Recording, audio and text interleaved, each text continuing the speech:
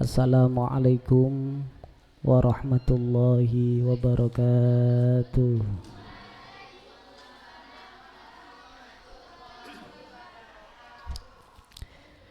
Sebelum ngaji biasanya Pak Agus baca doa, dan doa itu harus kalian ikuti semuanya dengan harapan mudah-mudahan kita semuanya mendapatkan apa yang kita harapkan bersama. Siap ya? Diikuti semuanya. Bismillahirrahmanirrahim. Allahumma sallimna wal muslimin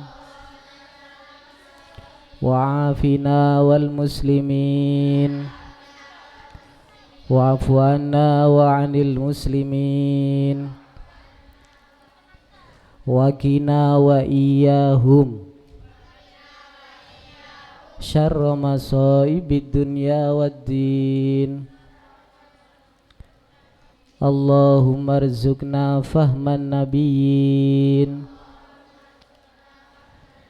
wa hifdzal mursalin wa ilhamal malaikatil muqarrabin birahmatika ya arhamar rahimin. Ila hadratin bil mustafa rasulullah sayyidina Muhammadin sallallahu alaihi wasallam wa ala alihi washabihi thumma ila jami hadrati ikhwanihim dal abiyar musani wa alihi wa syahadu salihin wa sahabati wa tabi'in ulama ila amlin musannifin wa ila jami'il malaikatil muqarrabin wa ila jami'i masyayikhina masyayikhina wa muallimina wa muallimina wa jami'i masyayikhina min ma'had langitan wa li hadrati Syekh Zarnuji wa ila hadrati mu'allif Al-Fatihah. A'udzubillahi minasyaitonir rajim.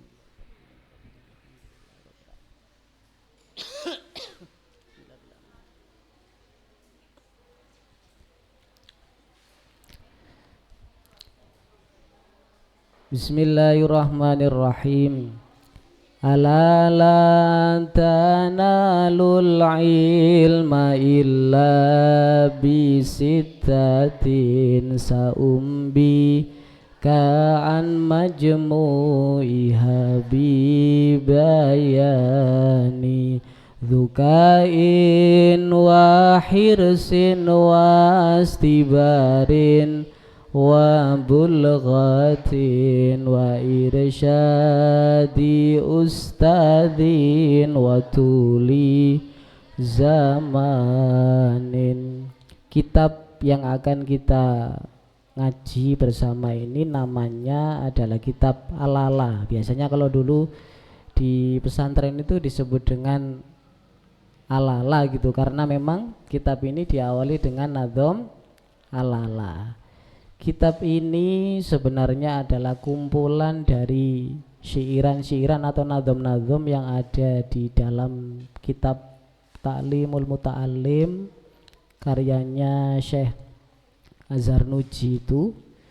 Kemudian ada juga beberapa yang dicuplik diambil dari kitab Ad-Diwan karyanya Imam Syafi'i itu, kemudian dikumpulkan dijadikan satu, jadilah kitab Al-Ala. Ini cerita dulu pada tahun 2003. 2003 itu berarti berapa tahun yang lalu? 2003, bukan 2023, 2003. Berapa tahun yang lalu? 23 tahun. Iya. Pak Agus pertama kali diserahkan oleh orang tua ke Pak Kiai untuk menempuh pendidikan di pondok pesantren itu. Ngaji pertama yang saya ikuti adalah kitab Al-Ala ini. Ya, zaman dulu tahun 2003 lulus MTS disuruh mondok, ngaji pertama Al-Ala ini. Waktu itu disuruh hafalan nadzomnya sama artinya. Ilingo dak hasil ilmu angin enem perkoro bakal tak ceritake kumpule kanthi pertelo gitu. Dulu itu nadumnya dulu, kemudian artinya disuruh hafalan sama Pak Ustadznya. Baru pertama masuk ngaji ini kemudian disuruh hafalan. Saya kembali ke kamar, saya curhat kepada paman saya. Kebetulan waktu itu paman saya adalah salah satu ustadz, salah satu guru yang ada di Pondok Pesantren Langitan waktu itu. Saya curhat, Palik, aku lagi masuk nah wis dikongkon ngapal nang ngene. Waduh wis mondok wis gak kerasan. Kudu mulai ae. Malah dikongkon napalan bareng ini wis tambah yakin, mantep nek kapan aku harus boyong pulang gak kerasan gitu. Apa kata Palik saya waktu itu? Palik saya kemudian memberikan gambaran wong mondok iku padha karo wong ngombe jamu pas waktu awake loro. Wong nek awake loro kepingin sehat, kepingin waras, ya kudu betah ngombe jamu sing pahit kaya ngono ku.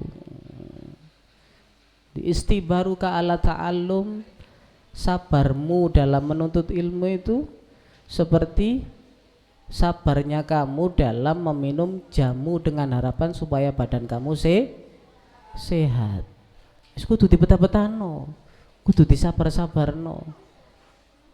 Ini baru permulaan, belum ada apa-apanya. Insya Allah nanti ke depan akan ada tantangan yang lebih besar lagi, dan itu harus dijalani dengan sabar. Nanti kalau lulus dari ujian ini, insya Allah kamu akan mendapatkan kebahagiaan yang luar biasa. Akhirnya dijalani itu, dijalani. Tidak terasa dari tahun 2003 sampai kemudian 2009 selesai sekolah, lulus sebenarnya sudah, tapi saya masih kepingin nambah 1 tahun lagi. Akhirnya bablas sampai 2010, 2003 sampai 2010. Berapa tahun itu anak-anak? 7 tahun. Setelah 7 tahun saya benar-benar menikmati dunia pesantren, menikmati apa yang ada di dalam pesantren. Kemudian saya nggak pengen keluar dari pesantren. Saya takut menghadapi dunia luar, saya takut menghadapi kenyataan. Akhirnya karena ketakutan saya itu, berdoa dan didengar oleh Allah Subhanahu wa taala, gak sampai keluar dari pesantren. Saya kemudian dijemput oleh salah satu kiai dari Madura waktu itu, kemudian diajak ke pondoknya. Jadi keluar dari pondok pesantren Langitan waktu itu, bukan pulang ke rumah tapi masuk pondok lagi. Masuk pondok tahun 2010 sampai 2016. Nah, berarti Pak Agus ini mondok pirang tahun anak-anak? Iya, 2003, 2010, 2010 nyambung sampai 2016. Coba seandainya tahun 2016 waktu itu saya nggak nikah, nggak dapat calon istri, mungkin ya saya tetap lanjut nak pondok, karena saking nikmatnya dunia pesantren pada waktu itu. Akhirnya kemudian keluarlah dari pondok waktu itu tahun 2016 dan ketemu dengan kalian-kalian ini. Alhamdulillah, itu adalah bagian dari perjalanan kehidupan.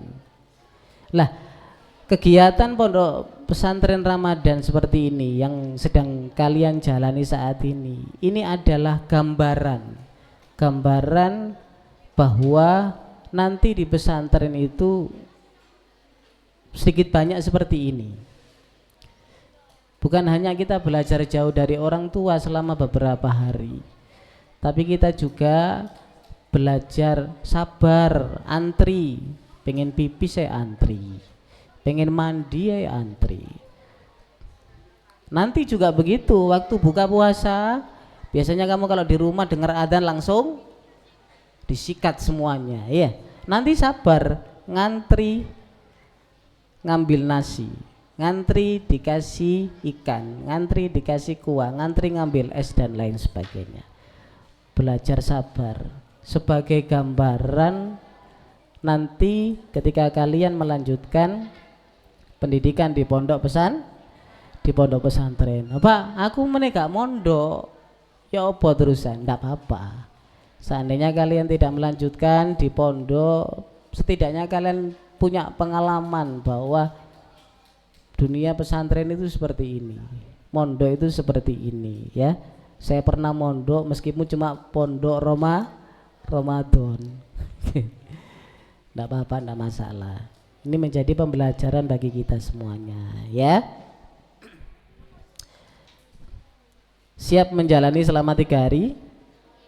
Ya.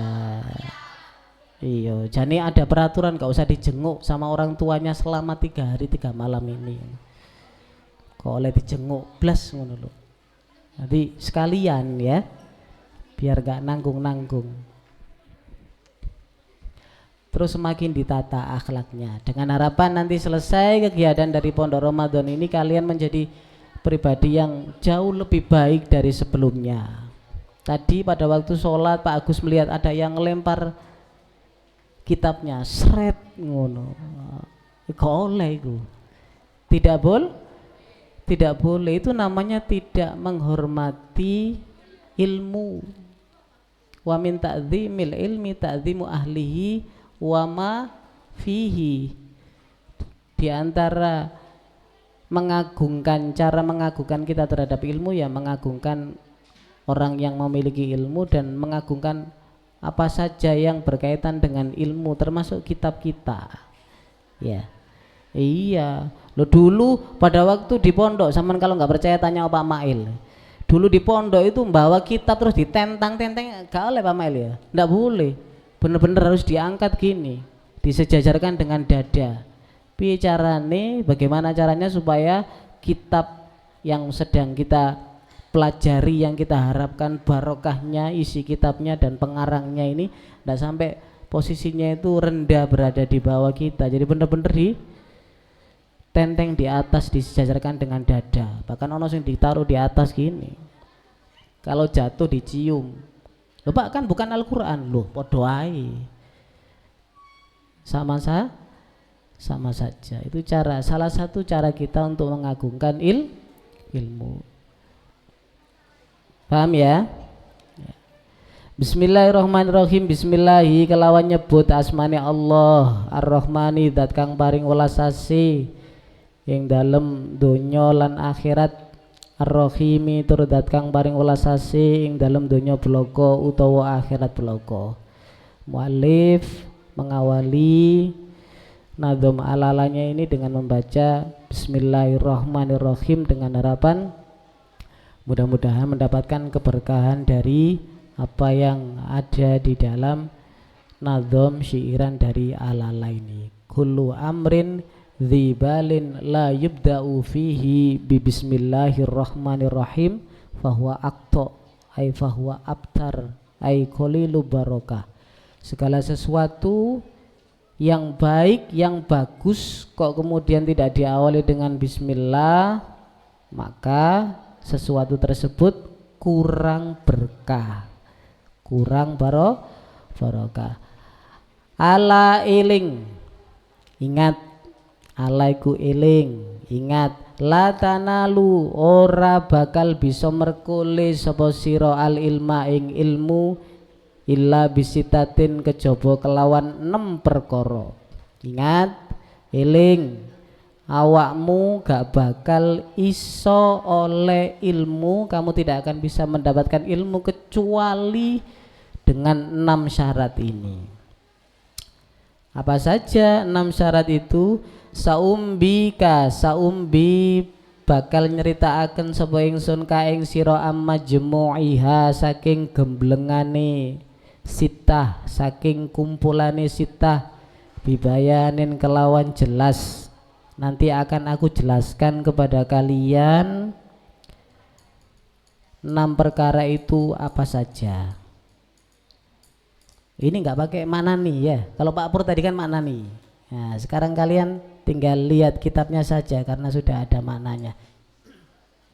Ijane coro pondok Ramadan sebulan penuh ngono, saya pengen kalian belajar maknani pegon. Berhubung waktu pondoknya ini cuma 3 hari, gak cukup Pak Mail nggih. Gak cukup. Jane ngono pengen sekalian latihan, apalagi yang kelas 6 SD ini sudah ada pelajaran nahwunya. Sudah dipelajari nulis pegon sejak kelas 1. Kenapa demikian anak-anak? Karena nulis pegon itu merupakan warisan dari para ulama-ulama terdahulu. Warisane Wali Songo nulis pegon itu. Dulu Raden Ahmad rahmatullah Sunan Ampel yang mengajarkan ilmu kepada para santri-santrinya dengan menggunakan metode nulis pegon utawi iki iku. Sunan Ampel. Sunan Giri juga demikian. Kemudian dilanjutkan dan disempurnakan oleh Syekh Nawawi Al-Bantani. Kemudian diteruskan oleh Hadratus Syekh Kiai Haji Hashim Asy'ari, pendiri Nahdlatul Ulama. Kemudian diteruskan dilanjutkan oleh siswi Minutrate Putri, ada pelajaran pegonnya.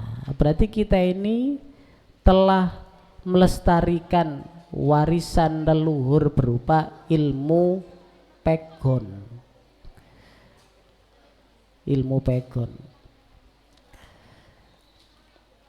Ya, ilmu pegon itu ya seperti itu tadi. Ya ada juga yang versi bahasa lain selain bahasa Jawa. Dulu Pak Agus waktu ada di Madura itu maknaninya ya pakai bahasa Madura. Bismillahi kelaben. Nah, kalau kita kelawan, orang Madura kelaben. Paserah gitu. Allahu sinten Allah, Allahu sapa Allah, Allahu pasera Allah.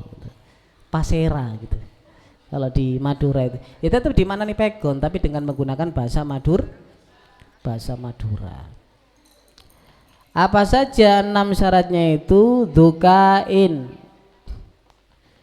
cerdas, dukain, rupane cerdas. Nah, cerdas ini adalah modal utama kita dalam menuntut ilmu. Cerdas itu semuanya punya potensi kecerdasan yang sama sebenarnya. Tinggal bagaimana kita memaksimalkan kecerdasan kita. Kullu mauludin yuladu alal fitrah. Setiap anak yang dilahirkan di muka bumi ini dalam keadaan fitrah suci, berarti memiliki potensi yang sama kata Rasulullah. Tinggal bagaimana kita memaksimalkan potensi yang kita miliki. Karena otak itu semakin sering diasah akan semakin tajam. Sama dengan pisau, iya. Kalau pisau yang kalian miliki itu semakin sering kalian gunakan, semakin sering kalian asah, maka dia semakin lama akan semakin tajam. Tapi kalau pisaunya nggak digunakan, jarang digunakan, dibiarkan tergeletak begitu saja, maka akan berkarat, neyeng, tidak bisa tajam. Otak juga sama demikian. Semakin otak kita forsir, kita gunakan untuk terus berpikir, digali terus potensinya, maka akan semakin cerdas. Tapi kalau kita biarkan begitu saja dan kita hanya mencari sesuatu dengan cara yang instan, nah ini berarti penumpulan otak mulai terjadi. Penumpulan otak mulai terjadi. Anak-anak zaman dulu kenapa cerdas-cerdas? Karena mereka bacanya dengan menggunakan buku fisik. Buku fisik dibuka per lembar kemudian dibaca per kalimat, itu lebih melekat. Kenapa anak-anak sekarang kurang fokus atau tidak bisa fokus. Beda dengan anak-anak zaman dulu, karena anak zaman sekarang baca bukunya bukan buku fisik lagi tapi buku digital.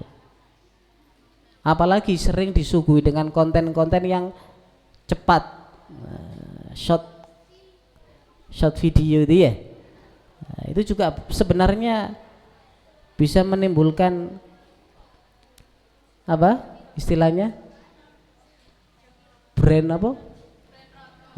rot itu, kerusakan otak. Jadi sebenarnya lihat video itu enggak apa-apa, bagus, asalkan video itu durasinya agak panjang. Sebenarnya begitu. Artinya nih sampean delok YouTube karo delok TikTok iku sak benere luwe apik ndelok YouTube. Lebih bagus lihat YouTube karena kontennya lebih panjang, durasinya lebih panjang daripada TikTok. Kemudian di scroll lagi, itu nanti yang akan membuat otak kita tumpul.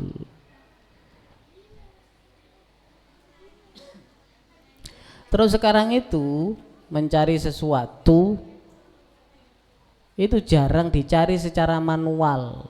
Misalnya butuh tentang materi apa begitu ya, enggak terus dicari di buku.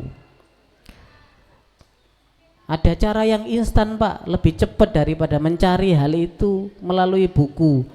Dicari, di searching melalui Google, nah, keluar semua artikelnya dari website-websitenya itu ya. Ada yang lebih cepat lagi sekarang, dicari dengan menggunakan apa? AI. Iya, AI yang terus-terusan kita gunakan itu nanti akan menjadikan otak kita jadi tumpul. Soalnya terbiasa menggunakan sesuatu secara instan. Padahal ilmu itu harus dihasilkan khotwatan bi khotwatin, dengan bertahap, step by step, nah, supaya melekat dan tidak mudah hilang. Itu ilmu anak-anak. Paham ya? Ilmu itu apa sih Pak? Kalau kata Imam Ghazalinya di dalam kitab Ihya Ulumuddin itu, ilmu huwa ma'rifatu syai' ala ma huwa bihi. Ilmu itu adalah mengetahui sesuatu dengan hakikat sesungguhnya dari sesuatu tersebut. Jadi kalau ingin mengetahui sesuatu dengan sebenar-benarnya, kita harus mencari tahu sesuatu tersebut. Nah, apa yang kita butuhkan saat ini itu apa? Yang seharusnya kita miliki untuk saat ini itu apa? Itu yang dicari ya. Makanya kalau di kitab Ta'limul Muta'allim itu ada yang namanya ilmu hal. Ilmu hal itu apa Pak? Ilmu hal itu ilmu yang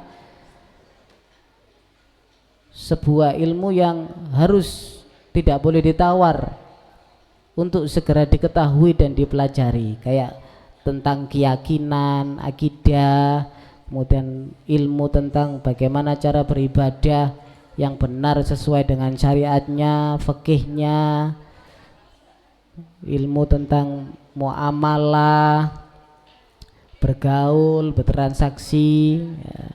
Itu kan ilmu yang tidak bisa ditawar lagi, yang harus kita miliki, yang harus kita kuasai. Itu namanya ilmu hal ya. Afdalul ilmi ilmu hal. Sebaik-baiknya ilmu yang paling utama itu adalah ilmu hal, ilmu yang harus segera untuk diketahui. Dan ilmu ini anak-anak adalah merupakan cahaya. Al ilmu nurun yagdhifuhullahu fil qalbi. Kalau kata sebagian ulama tasawuf itu, ilmu ini adalah cahaya yang dititipkan oleh Allah Subhanahu wa taala dalam hati seseorang. Artinya jika hati itu bersih, bening, berarti dia siap untuk menerima ilmu. Tapi kalau hatinya tidak bersih, tidak bening, kotor, maka ilmu yang berupa cahaya tadi itu tidak akan bisa menetap lama di dalam hati orang yang bersangkutan. Makanya kalau kayak anak kelas takfid ini ya, yang sedang menghafalkan Al-Quran, ini kan ilmu. Kenapa sih Pak saya menghafalkan Al-Quran kok cek susahnya, cek sulitnya, padahal barusan itu hafal kok dengan mudahnya terus lupa lagi, hilang lagi ya. Jangan wala talumanna illa nafsak, jangan menyalahkan siapapun kecuali diri kalian sendiri. Coba di muhasabah, di introspeksi, kira-kira saya tadi itu habis ngapain? Oh iya, tadi itu saya habis bentak mama. Oh iya, tadi itu saya habis ngerasani Pak Agus misalnya.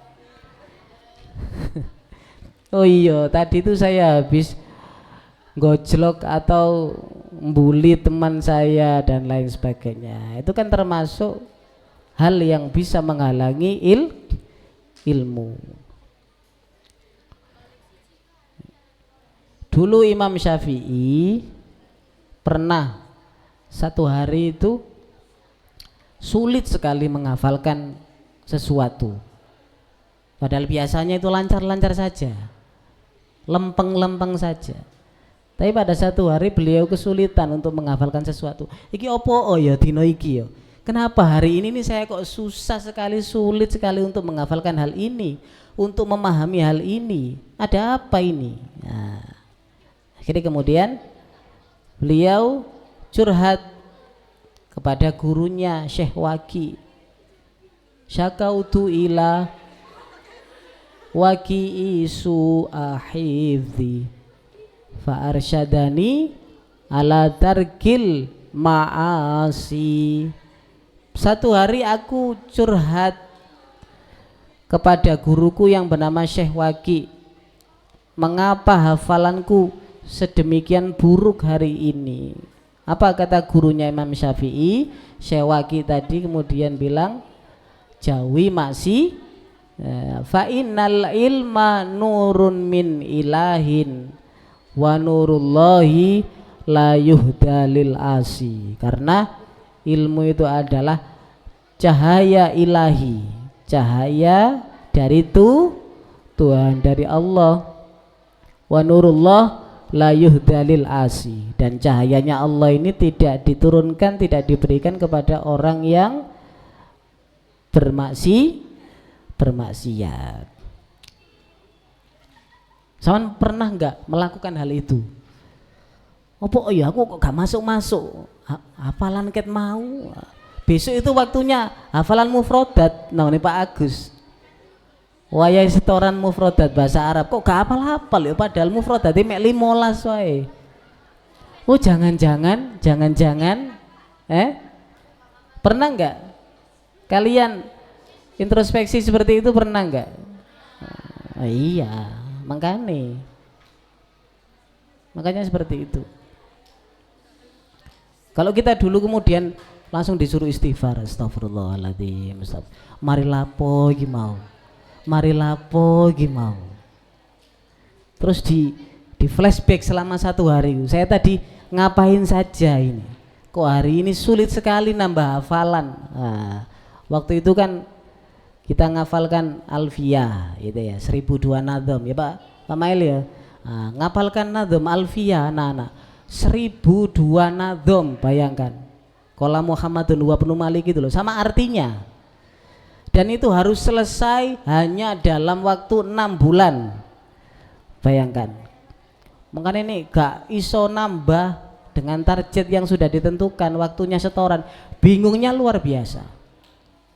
Sampai nangis-nangis gitu. Padahal kemarin lancar, kenapa hari ini kok seperti ini? Kok tidak seperti kemarin? Ada apa gitu? Jadi digerayangi awake. Kadang-kadang lucu itu ketika kepala kita terbentur. Wah, itu kan waktu itu kan merasa wis apalan wis wakeh.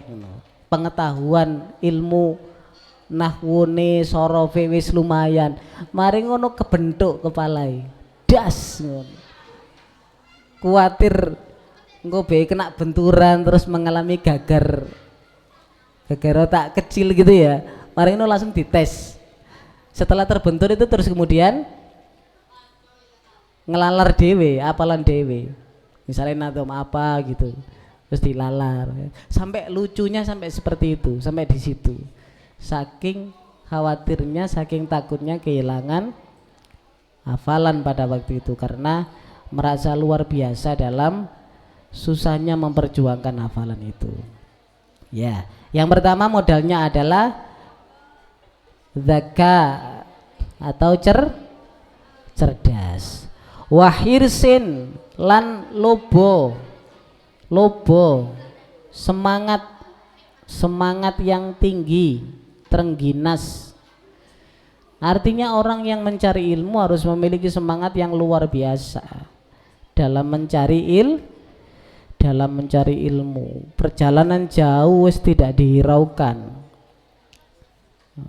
Ada teman kita yang rumahnya bunga, ndi aja loh, pemain bunga, rumahnya bunga, ya sepodo karo Pak Agus di sana.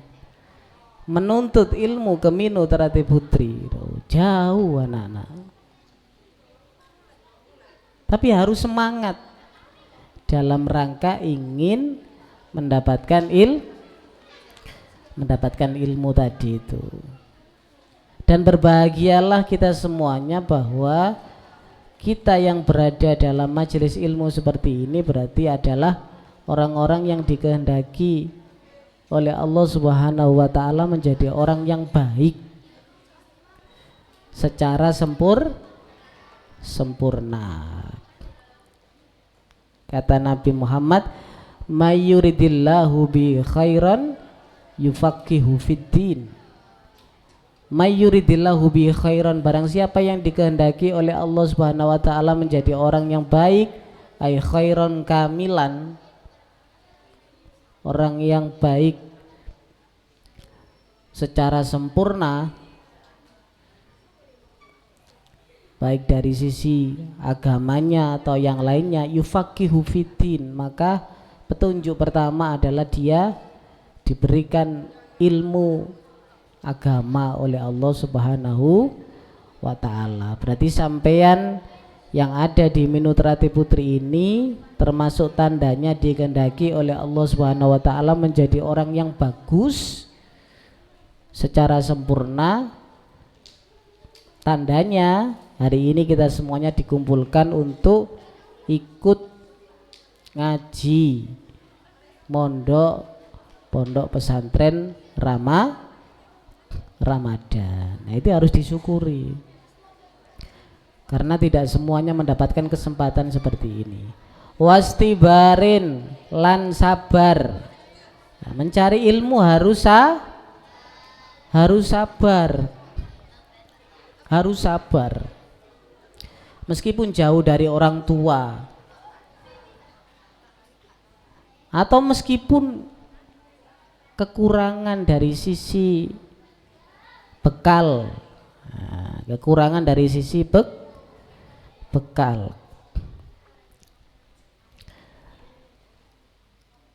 Sama tak cerita nih, dulu pada waktu zaman saya mondok itu satu kamar saya, satu asrama, kemudian satu kamar itu ya macam-macam. Ada yang anaknya orang kaya sekali, ada anaknya orang yang biasa-biasa, ada anaknya orang yang kurang mampu, tapi kita wis jadi satu di situ. Nah, pengalaman ketika waktu bulan puasa seperti ini, selesai ngaji sore dengan Romo Yai gitu ya, selesai ngaji gitu, waktu itu bekal uang saya itu sudah habis. Jane wis wayahe kiriman tapi durung dikirim. Akhirnya yo gak iso masak, gak bisa masak di dapur, gak bisa beli makan di kantin juga. Selesai buyaran ngaji, adzan berkumandang. Nah, teman-teman yang lain itu ayo nang kantin, ayo delek buku nang kantin. Wah, kita bareng-bareng dari kamar dari komplek itu jalan menuju ke arah kantin, seolah-olah kita itu mau beli makan di kantin, mau beli nasi di kantin. Oh, teman saya terus saya waktu itu aku nanti nang kantin gak ngeduwe nang ya apa ya, akhirnya saya nyelentung, tahu nyelentung ya, belok gitu loh ya, ada kamar mandi di kompleks sebelah itu, terus kemudian saya belok ke kamar mandi tadi itu, terus kemudian saya minum air keran yang ada di jeding itu sebanyak-banyaknya. Pak Mail guyu berarti tahu. Nah, seolah-olah kita tadi berangkat dengan gagahnya, tapi ya sih tetap kayak gagah ngono rek. Meskipun nggak punya uang nggak ketoro arek pondok itu. Berangkat bareng-bareng. Yang lain berangkat ke kantin, paling wis beli nasi, beli apa, saya terus kemudian belok ke kamar mandi langsung minum di keran jeding itu sebanyak-banyaknya sampai perut saya kenyang.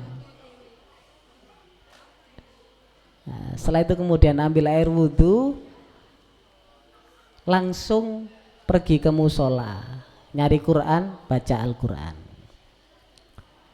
Yes.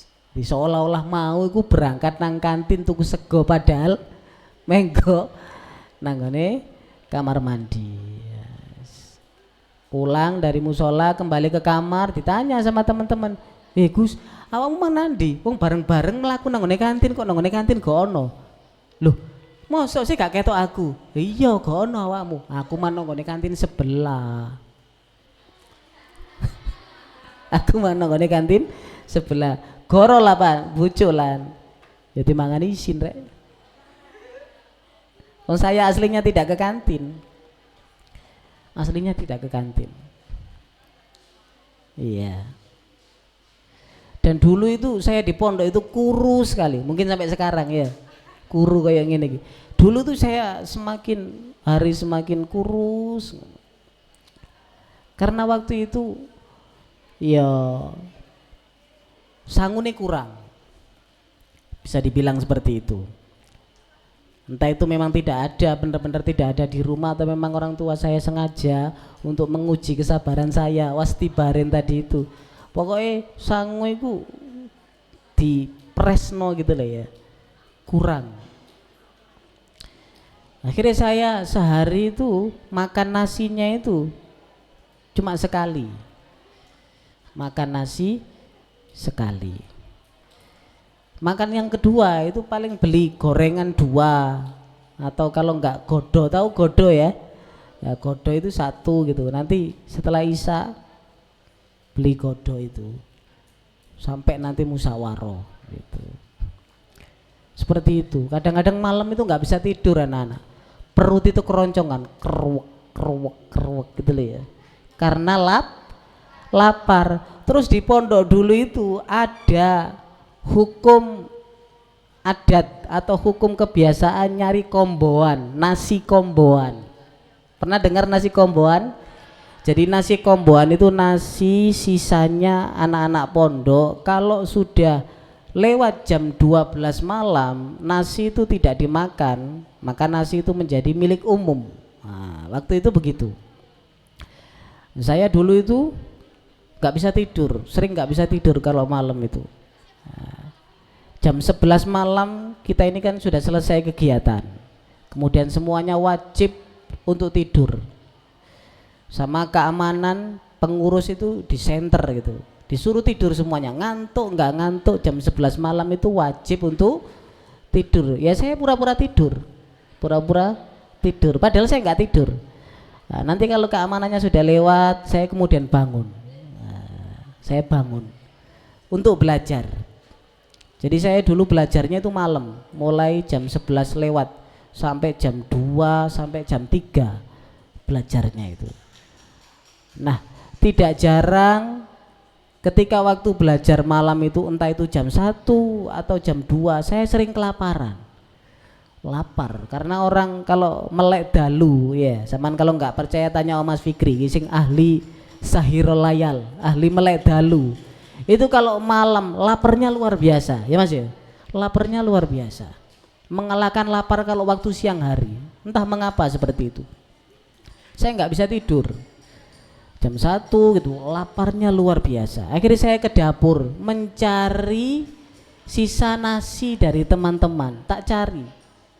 Yang ada di talam-talam sama kendil-kendil itu. Tahu talam ya? Talam, nampan yang lebar yang digunakan makan anak-anak itu kan biasanya ada sisa nasi.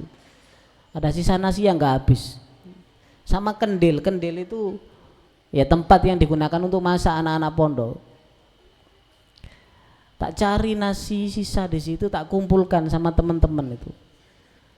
Yang sama-sama sangune kurang dari rumah. Kita kumpulkan, kemudian kita kasih roiko. Kita kasih roiko, kita kasih kecap sedikit, terus kita urap. Mari ngono digoreng, jadilah nasi goreng. Nasi goreng, nasi bekas dari teman-teman pondok.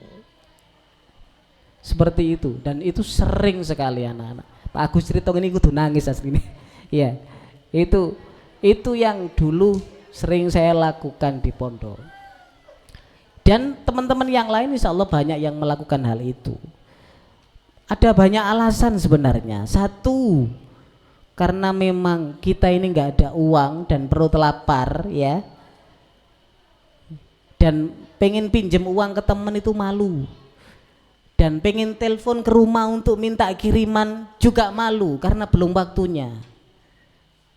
Saya nggak pernah uang habis terus kemudian telepon ke rumah, Pak, Bu, minta tolong dikirim uangnya, uang saya di pondok habis. Nggak pernah seperti itu.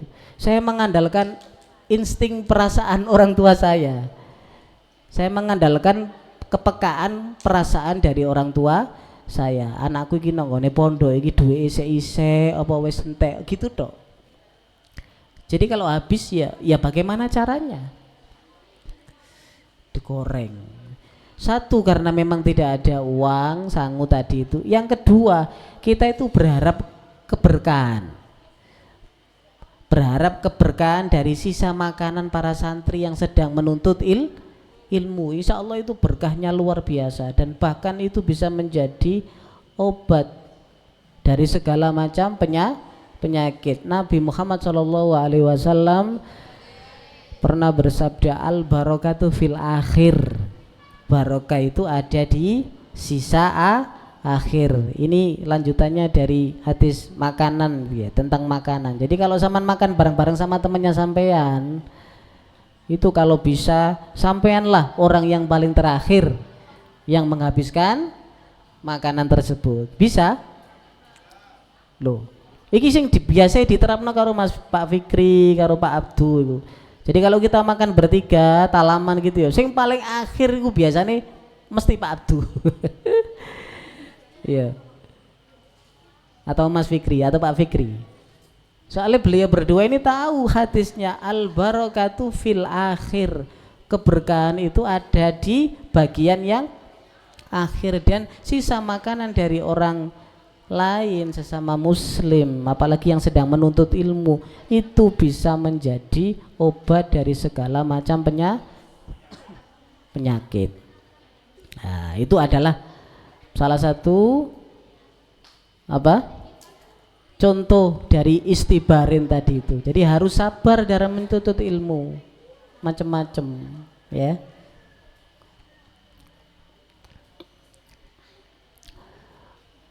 Pernah lagi saya itu bingung, satu hari perut lapar, tidak ada yang bisa saya masak.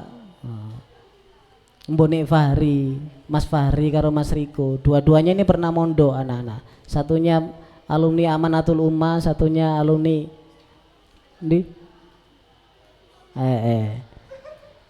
Mbok ngerasakno cerita kayak Pak Agus atau enggak? Pernah satu hari saya itu lapar dan tidak ada yang bisa saya masak untuk saya makan, dan mau beli juga nggak ada uang.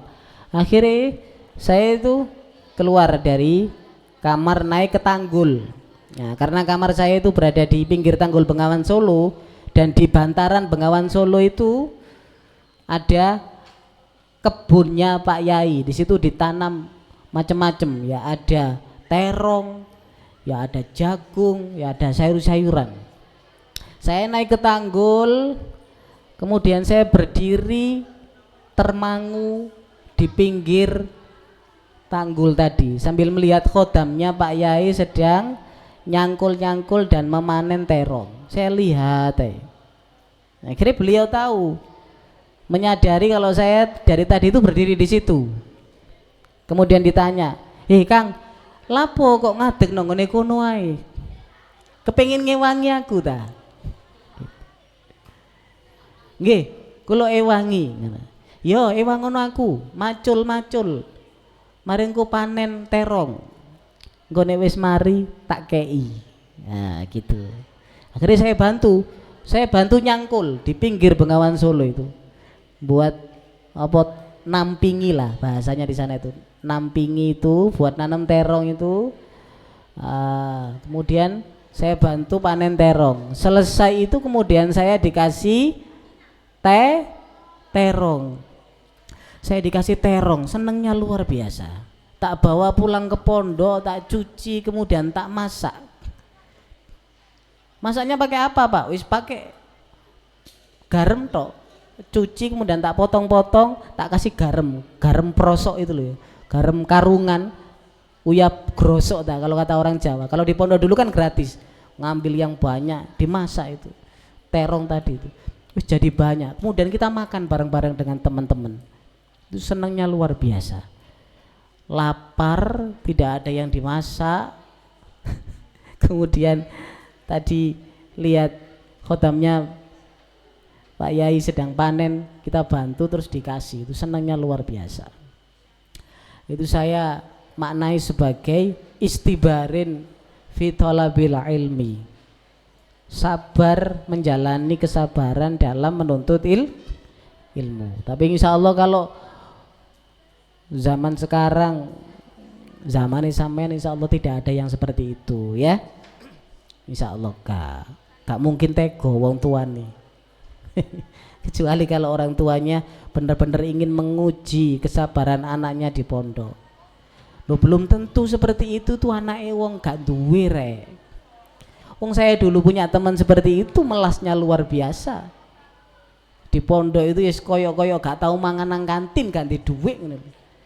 Masak nek gak masak engko yo wayahe sego mateng terus merepet-merepet nang ngene lawange dapure pondok. Ya, pesi-pesi lah bahasanya ya.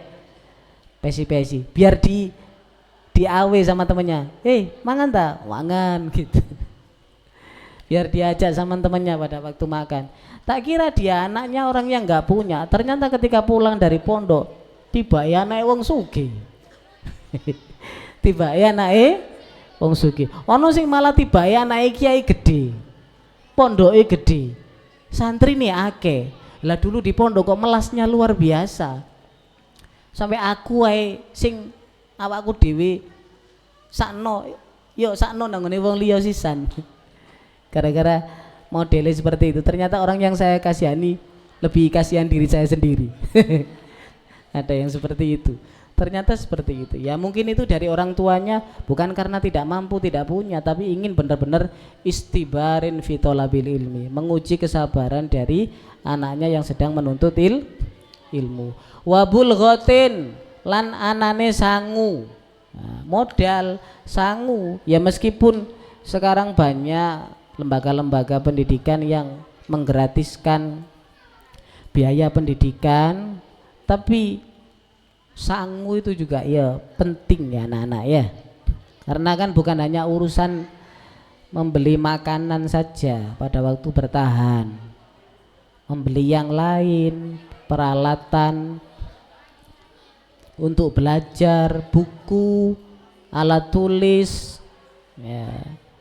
Kita kan butuh buku, butuh alat tulis. Ya kalau seperti Imam Syafi'i dulu wis gak butuh buku, soalnya kecerdasannya sudah di atas rata-rata. Imam Syafi'i itu pada waktu masih kecil, umur 9 tahun itu, beliau sudah ikut ngaji, cara ngono saiki sudah ikut kuliah dengan anak-anak yang sudah dewasa. Jadi yang lain sudah anak-anak kuliah gitu ya. Lah beliau itu kecil sendiri. Pada waktu itu belajar dengan gurunya Imam Malik di pinggir musola. Nah, yang lain besar-besar semua diajar sama Imam Malik itu dengan menggunakan kitab dan alat tulis. Imam Syafi'i ini dengan menggunakan batu bata. Dadi ngajine ku batu bata. Batu bata ditulis. Kemudian dihapus, ditulis lagi. Dihapus, ditulis lagi. Yang lain nulis selesai ganti lembaran yang baru kan gitu. Karena memang punya buku. Kalau Imam Syafi'i tadi dengan menggunakan batu bata, ditulis dihapus lagi, ditulis dihapus lagi. Gurunya Imam Malik yang sedang mengajar santri-santri, murid-murid yang dewasa-dewasa ini gak konsen. Itu ada anak kecil ikut ngaji di situ, ngajinya kok dengan menggunakan batu bata. Dihapus, ditulis mana? Seolah-olah temenan. Iya tak temenan. Akhirnya kemudian dipanggil sama Imam Malik, Imam Syafi'i tadi itu. Ya bunaya, taqarrab ilayya. Nger, anak cilik, arek cilik, sini. Nah, dipanggil sama sang guru.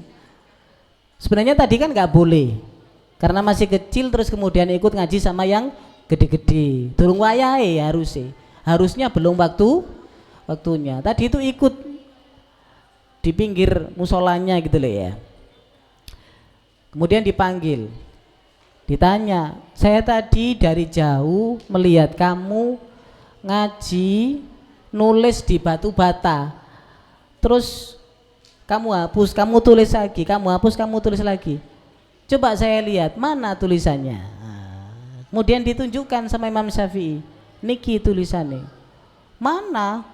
Niki. Itulah bagian yang akhir toh. Yang depan-depan tadi mana? Oh, yang depan-depan tadi saya sudah hafal. Moso. Guru ini nggak percaya, Imam Malik nggak percaya. Kemudian coba sih kalau memang kamu sudah hafal yang sudah kamu hapus tadi. Akhirnya beneran anak-anak, beneran dibaca oleh Imam Syafi'i itu mulai awal Imam Malik menjelaskan sampai akhir hanya dengan satu bata saja. Seolah-olah isinya itu tulisannya banyak. Selesai. Luar biasa. Iki ono arek cilik kok cerdasnya luar biasa seperti ini. Nah, ketika beliau ditanya kok bisa seperti itu, apa jawabnya beliau? Al ilmu fis sudur, la fis sutur. Al ilmu fis sudur, la fis sutur. Ilmu itu ada di dalam hati, bukan di buku, bukan di tulisan, bukan di kertas. Jadi kalau seandainya tulisan saya hilang, kitab saya hilang, enggak masalah. Wong ilmunya sudah ada di sini, di hati, di pikiran, sudah melekat. Nah, kita meskipun tidak bisa seperti itu, kita belajar untuk dihafal, karena metode yang paling terbaik sejak zaman dulu itu ya dihafalkan itu.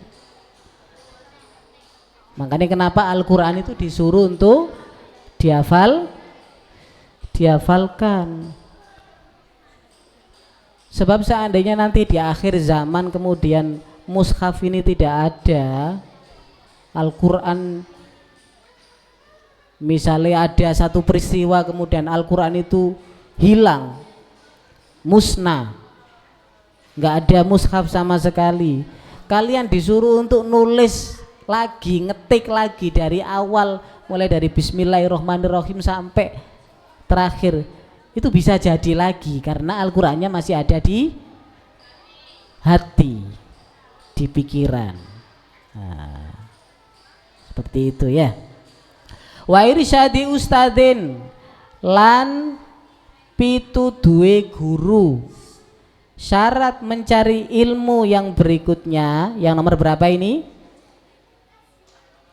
Nomor 5 adalah petunjuk dari seorang guru. Mencari ilmu itu harus punya guru. Tidak bisa kemudian zaman mencari ilmu hanya dari baca sendiri. Man la syaikha fa syaikhuhu syaiton. Barang siapa yang tidak memiliki guru, maka gurunya adalah loh, kok gak nyaut? Man la syaikha fa syaikhuhu syaiton. Barang siapa yang tidak memiliki guru dalam menuntut ilmu, maka gurunya adalah setan. Sopo sing gelem duwe guru setan? Ya kok ono sing gelem. Makanya semuanya harus ada gurunya, harus memiliki sanad. Sanad, apa sanad itu? Metode keilmuan yang nyambung sampai kepada Rasulullah Muhammad sallallahu alaihi wasallam. Kan begitu ya? Ya, kayak kita belajar ini. Belajar Nadhom Alala ini kalian belajar dari Pak Agus. Pak Agus dulu belajar dari kiainya Pak Agus. Kiainya Pak Agus belajar dari kiainya. Kiainya belajar dari kiainya. Kiainya belajar dari kiainya sampai ke Wali Songo, sampai kepada tabi'in, kemudian sampai kepada tabi'in, sampai kepada sahabat, sampai kemudian kepada Rasulullah Muhammad sallallahu alaihi wasallam. Sambung. Sanad itu penting untuk mempertanggungjawabkan keilmuan kita. Makanya dawuhnya para ulama itu laulal isnad laqala man syaa ma syaa. Seandainya tidak ada sanad keilmuan yang disyaratkan, maka orang akan dengan semaunya sendiri berkata seperti ini dan seperti ini. Nah, itu yang tidak diperbolehkan. Harus ada sanad, sanadnya harus ada gurunya. Kenapa demikian anak-anak? Ketika nanti tidak ada guru, kemudian kita belajar sendiri, kita berusaha untuk memahaminya sendiri sekuat tenaga, semampu otak kita. Sementara tidak ada guru yang membimbing, menunjukkan, itu nanti bisa jadi setan akan masuk, setan akan menyesatkan, akan berbisik di tengah kalian.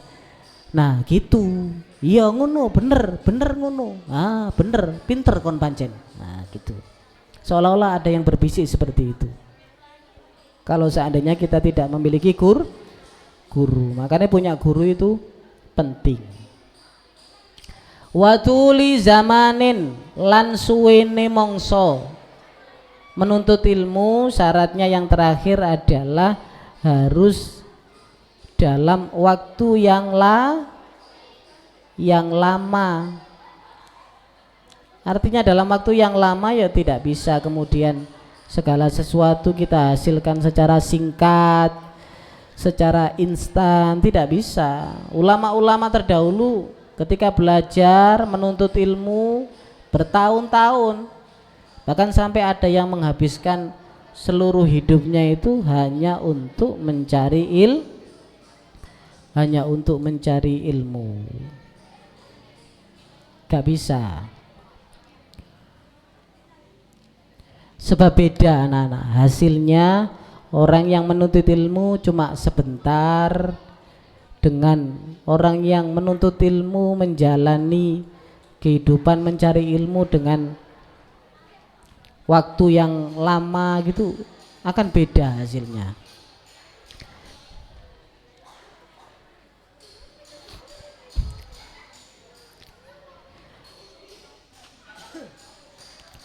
Makanya harus bersabar untuk menjalani waktu yang lama.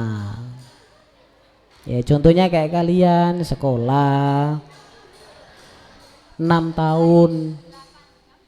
Ya, 6 tahun MI. Nanti lanjut SMP MTS 3 tahun. Nanti lanjut lagi Alia SMA SMK 3 tahun. Nanti lanjut lagi kuliah S1 kayak Pak Fikri dulu, Pak Agus 4 tahun. Nanti kuliah lagi S2 2 tahun. Nanti kuliah lagi S3 berapa tahun Mas? 2 tahun. Nanti lanjut lagi sampai profesor berapa tahun. Setelah itu kemudian diamalkan ilmunya. Pak lah gak leren-leren, lah gak berhenti-berhenti, gak ada istirahat-istirahatnya. Loh, ilmu itu seperti air laut. Semakin kita minum maka semakin kita merasa kehausan, akan kurang terus. Kalau orang sudah benar-benar menikmati ilmu itu akan kurang terus. Pengen belajar terus, pengen sekolah terus, pengen ngaji terus, pengen mondok terus.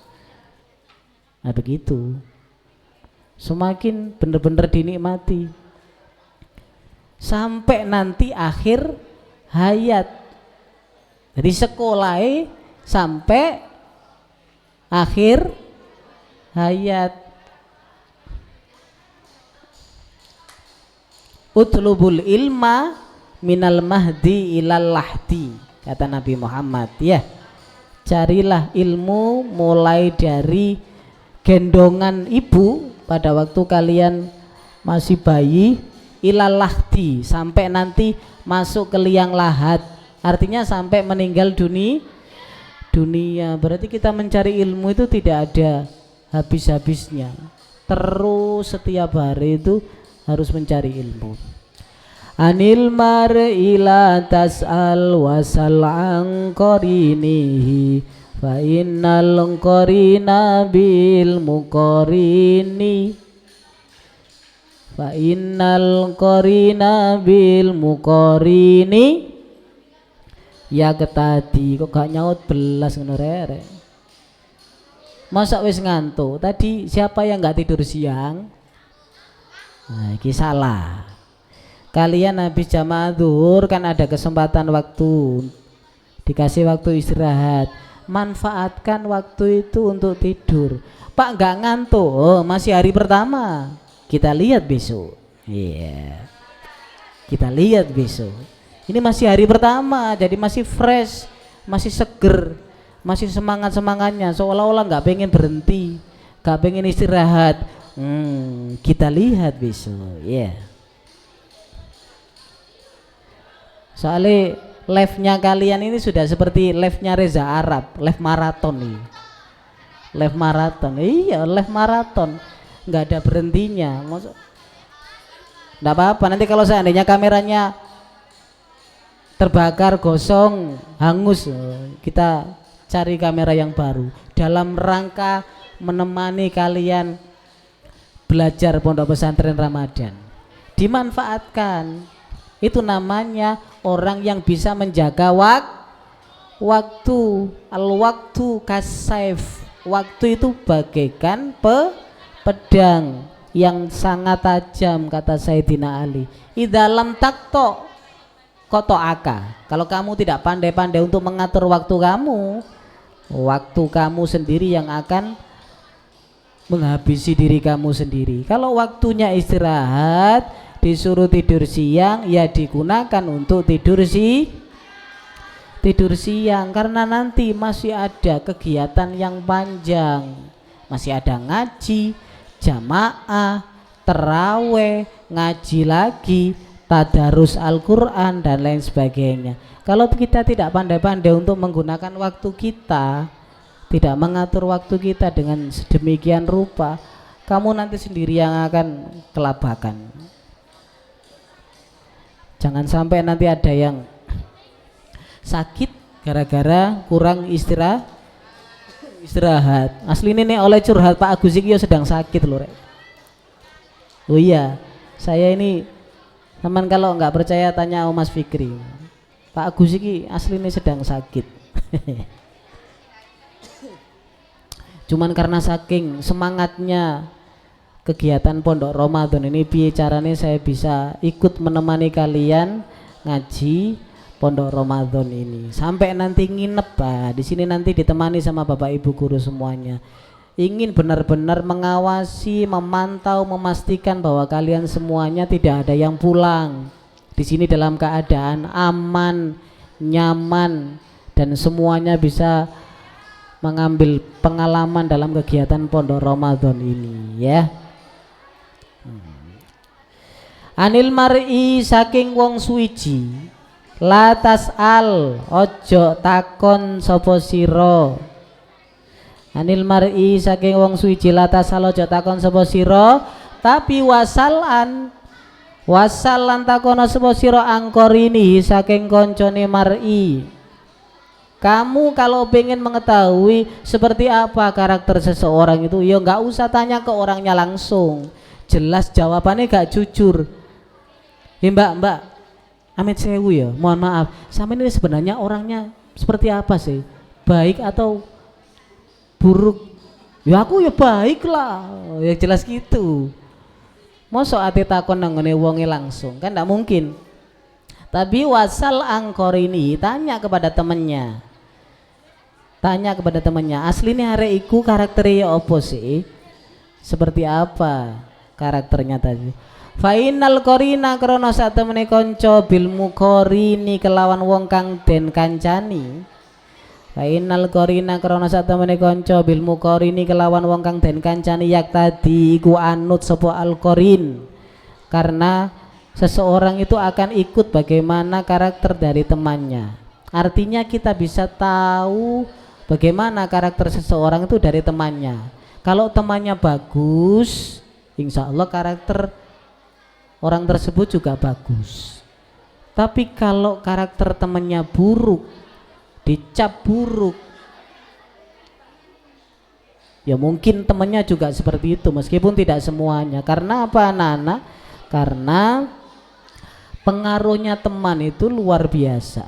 Pengaruh teman, pengaruh pergaulan, pengaruh lingkungan itu sangat cepat sekali dalam membentuk karakter seseorang. Sangat cepat sekali.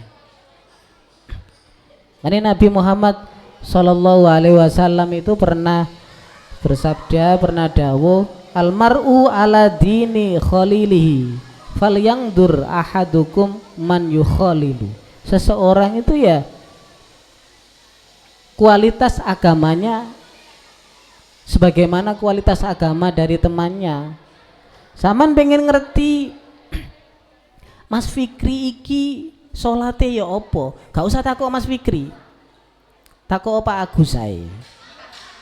Soalnya Mas Fikri iki gandengane Pak Agus. Kamu lihat sholat saya bagaimana? Ya seperti itulah sholatnya Mas Fikri. Insya Allah seperti itu. Insya Allah seperti itu. Kalau kebaikan itu cepat nulare, keburukan juga, tapi tergantung orangnya ya. Jadi sampean pesan dalam nazam yang terakhir ini adalah kamu harus hati-hati dalam memilih teman. Harus benar-benar selektif dalam memilih teman pergaulan. Kalau yang baik ya dikumpuli.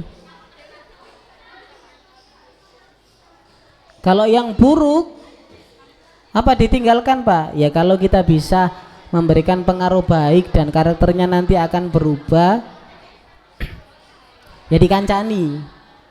Tapi kalau seandainya kita berteman dengan orang tersebut malah nanti kita yang akan terpengaruh dari watak yang tidak baik teman kita tersebut, maka sebaiknya dihindari ya.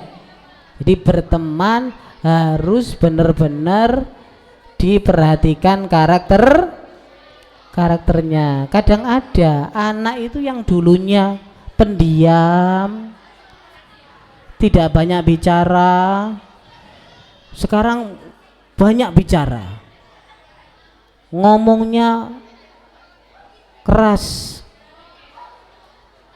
suka teriak-teriak. Kita lihat temannya seperti apa temannya. Soalnya pengaruh teman itu luar biasa. Dan di dalam satu kelas itu mesti ada yang seperti itu. Ada yang seperti itu ya. Ada circle-circle-nya loh. Ada geng-gengnya. Biasanya nek ngaji ini kita terus kumpul sak gengi. Oh, gak circleku, kono. Iki circleku nang ngene kene. Ada circle ngomongnya akeh. Ada circle pendiam, negatif tabok gak ngomong. Ada circle ngantuan, ada circle semacam-macam. Dia tergantung temennya tadi itu ya.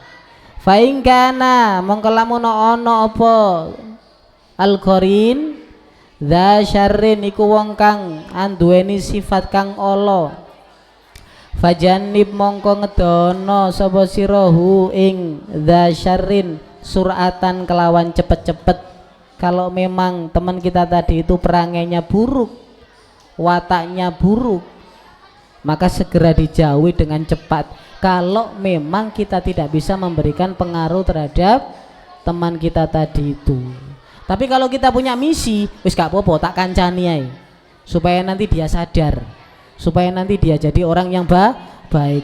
Wong ikan yang setiap hari berenang di laut itu loh, dagingnya nggak ada yang asin. Berarti kan ikan itu tidak terpengaruh oleh asinnya air laut.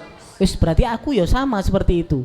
Aku akan tetap berteman dengan orang itu meskipun orang itu buruk, karena aku nanti punya misi mengubah akhlaknya, mengubah perilakunya. Kalau seperti itu tidak apa-apa, sama akan dapat pahala nanti. Tapi kalau seandainya dikhawatirkan sampean nanti tidak bisa mempengaruhi dia menjadi baik, tapi justru malah sebaliknya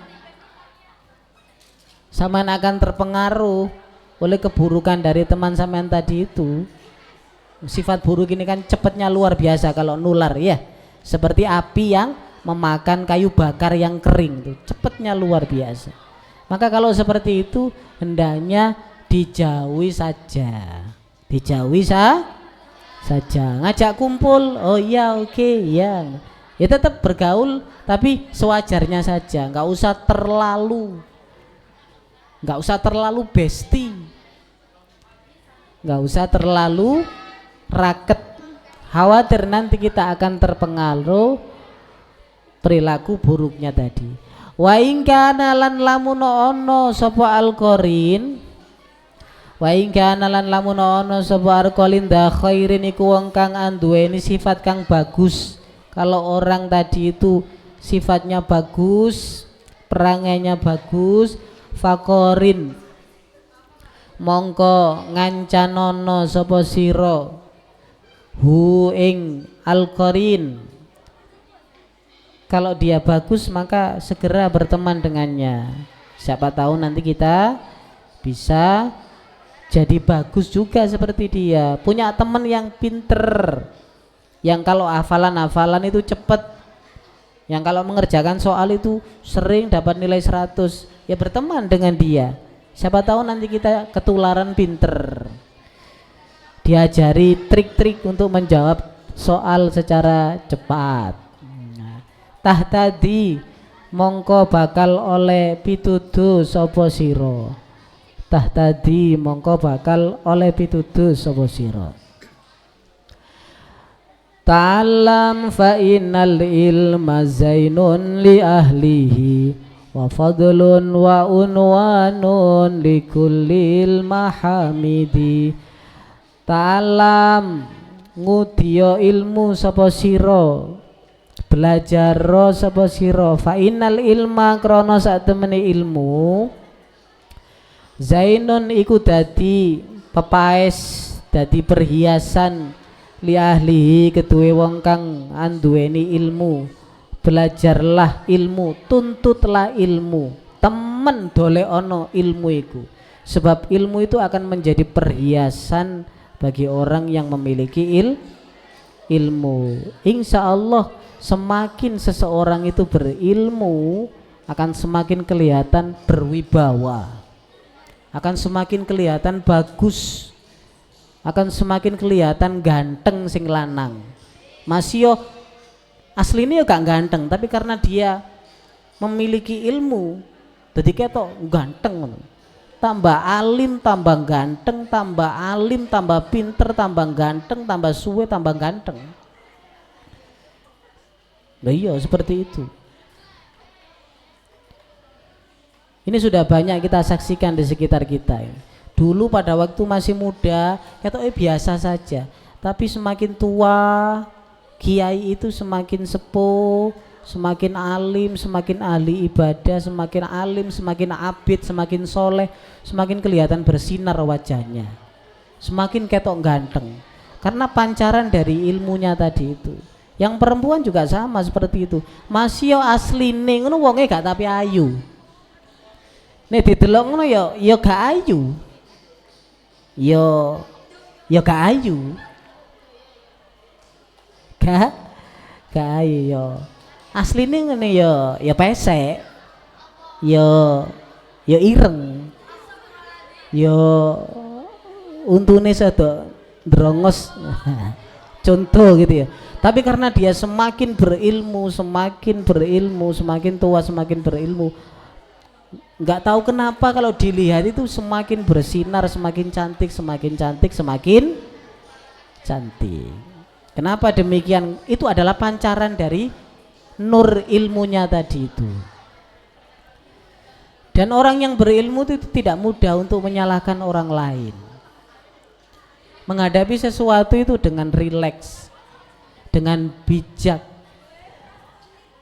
tidak mudah marah, tidak mudah emosi, tidak mudah menyalahkan orang lain, jadi santai wae. Tidak mudah gelisah, sedih, masih ganti duit, karena dia punya ilmu, punya cara untuk memanage hatinya, punya ilmu manajemen kolbunya. Nah, bagaimana caranya supaya hati saya ini tetap tenang, tetap santai meskipun nggak punya uang. Loh iya. Tapi kalau orang itu kurang ilmunya anak-anak, dia akan sangat kelihatan sekali kalau ada masalah. Ya, dia akan sangat kelihatan sekali kalau ada masalah sedikit gitu, entah itu masalah di rumahnya, di keluarganya, masalah dengan orang tuanya, masalah dengan saudaranya atau dengan temannya.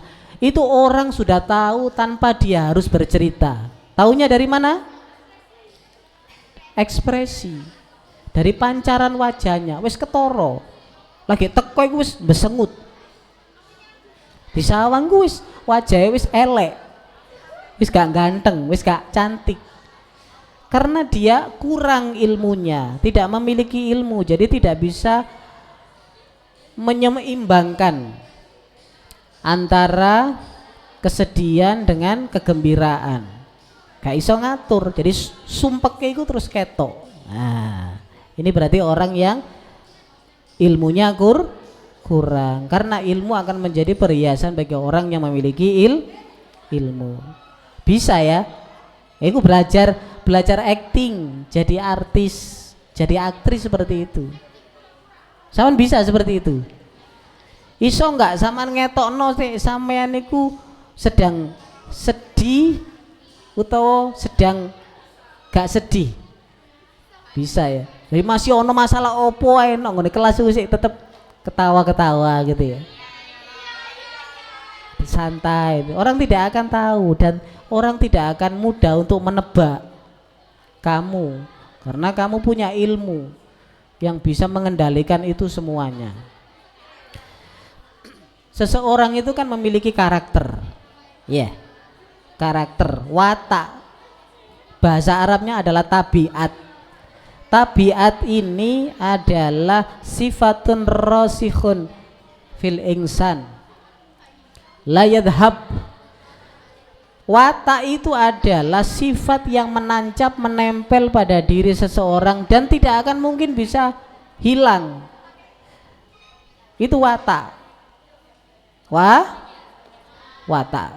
Sampai ada peribahasa seperti ini. Kalau kamu mendengar berita ada gunung berpindah dari tempatnya, atau kalau kamu mendengar berita ada burung gagak yang sudah tidak berwarna hitam berubah menjadi warna putih, kamu boleh percaya.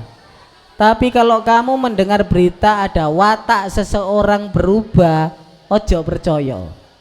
Sampai ono peribahasa seperti itu. Nek ono gunung kok pindah dari tempat asalnya, geser gitu ya, kamu boleh percaya. Tapi nek ono watak kok terus berubah, ojo percaya. Artinya apa? Watak seseorang itu tidak akan mungkin bisa berubah selama-lama. Nek watake pemarah, mesti pemarah.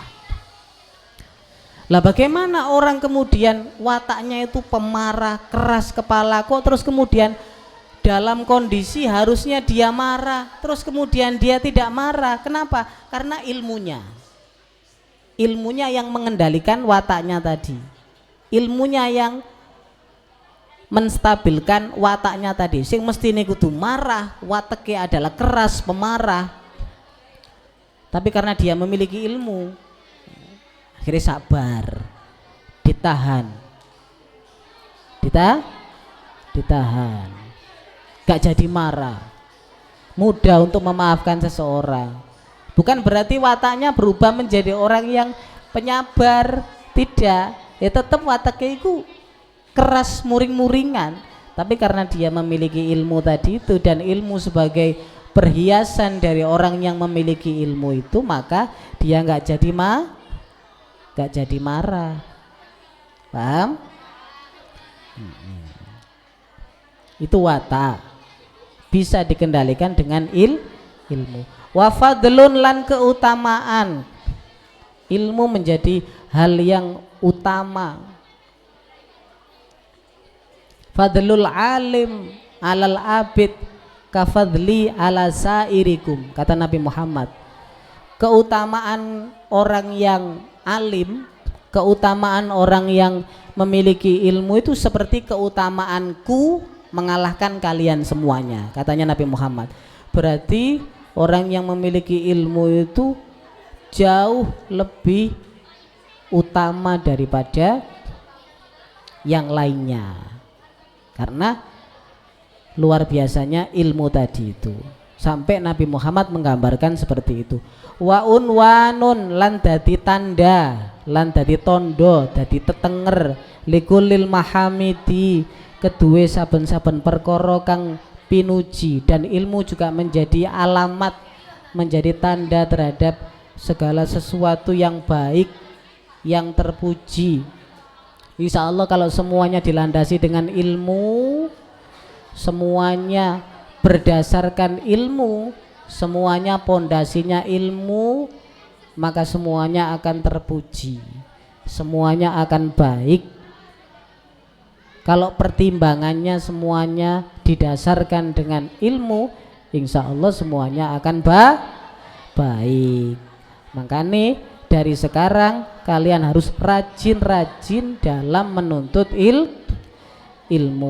Pak, saya sudah bersungguh-sungguh rajin dalam menuntut ilmu, tapi mengapa Allah Subhanahu wa ta'ala masih belum juga memberikan ilmu kepada saya? Jangan putus asa, terus berusaha dan selalu bertakwa. Kata Allah, wattaqullaha wa yu'allimukumullah, wattaqullaha wa yu'allimukumullah. Di dalam Al-Qur'annya, kalau kita senantiasa bertakwa kepada Allah, mendekatkan diri kepada Allah, insya Allah ilmu itu nanti akan datang dengan sendirinya kepada kita, dan ilmu itu akan muncul dengan sendirinya dalam keadaan yang pada saat itu kita membutuhkan ilmu tersebut.